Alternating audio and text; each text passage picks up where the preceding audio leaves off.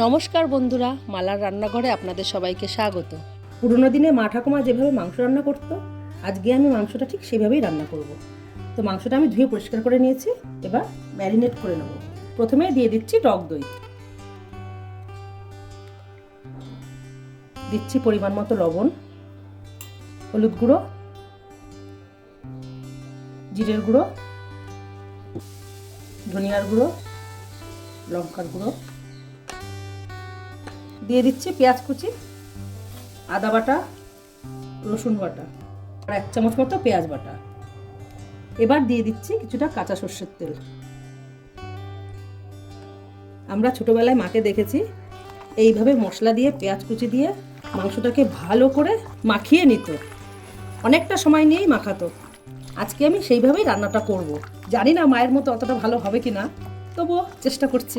এবার 10 মিনিট মতো ঢেকে রাখবো, তারপর রান্নাটা করব। কড়াইতে সর্ষের তেল দিয়ে দিচ্ছি। আজকে রান্নাটা সর্ষের তেলেই করব, কারণ মা সর্ষের তেলেই করতো। তেলটা গরম হয়ে গেছে, শুকনো লঙ্কা আর জিরে ফোড়ন দিয়ে দিলাম। এবার ম্যারিনেট করে রাখা মাংসটা দিয়ে দেবো।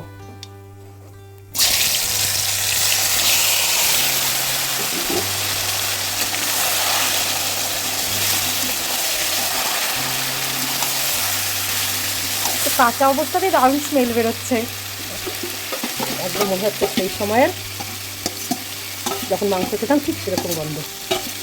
না সত্যি কাঁচা অবস্থাতে খুব সুন্দর গন্ধ বেরোচ্ছে। এই জন্য ভাবলাম মায়ের রান্নাটা অ্যাপ্লাই করি।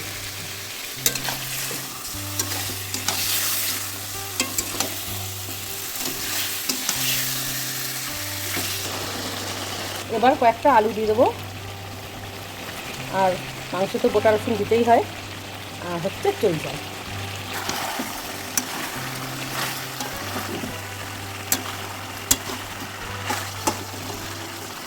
মাংসটা কষানো হয়ে গেছে, এবার আমি গরম জল দেবো। মশলা ধোয়া জলটাই আমি গরম করে নিয়েছি, সেটাই আমি দিয়ে দিচ্ছি। মাংসটা প্রায় হয়ে এসেছে, এবার আমি গরম মশলাগুলো দিয়ে দিচ্ছি। মাংস রান্নাটা হয়ে গেছে। আপনারা এইভাবে গরম ভাতের সঙ্গে পাতলা ঝোল বানিয়ে খাবেন, অসাধারণ লাগবে। আজ তবে আসি, দেখা হচ্ছে পরের ভিডিওতে। আপনারা সুস্থ থাকবেন, আনন্দে থাকবেন।